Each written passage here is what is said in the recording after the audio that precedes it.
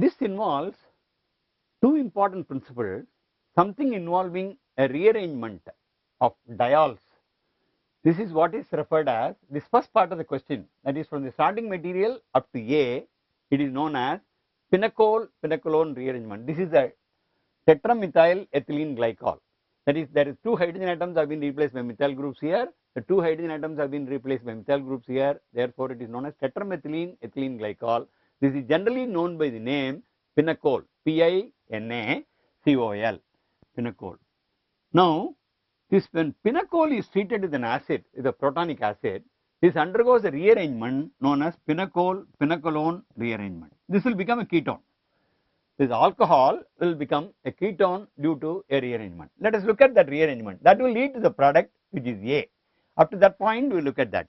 Now, when we have this pinacol can be written in an expanded form this way. Now, this on reaction with the acid, one of these two groups, not both, one of these two groups will get protonated, and proton leaves, giving rise to a carbocation.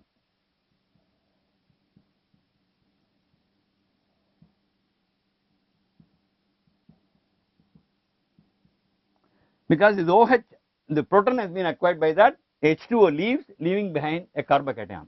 Now, one of the two methyl groups will move over to this position. Therefore, this is 1-2 shift of a methyl group, because nothing else can move.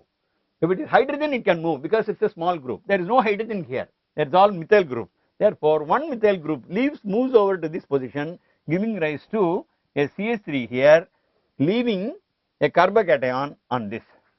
This carbocation gets stabilized, and this double bond moves, lone pair of electrons will move, and then the hydrogen gets eliminated. As a result, we get this ketone. This ketone is known as pinacolone. What has actually happened in this conversion from pinacol, the alcohol, to the ketone?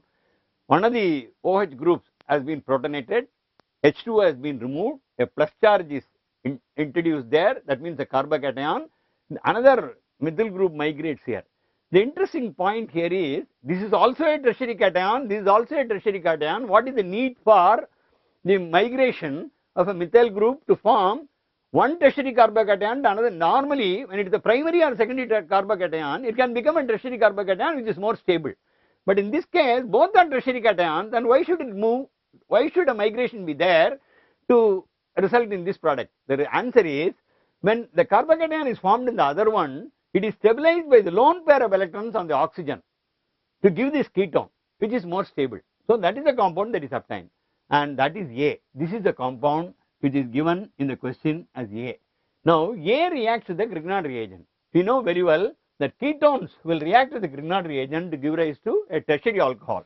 So when it reacts with the Grignard reagent, CH3MgBr, and then when it is worked up, this is what is known as an acid workup, H plus H2O. So this will give rise to one more methyl group will get added to this. So what will be the product that will get? CH3, CH3OH, CH3, CH3, CH3. So that is actually B. This is actually B. So this is a very interesting phenomenon in which there is a rearrangement of the alcohols and some carbonyl activity with a Grignard reagent to give rise to a tertiary alcohol. Therefore, A is this and B is this. We are asked to identify only B, but unless we identify A, we cannot proceed to further reaction to identify B. Therefore, A and B are given there.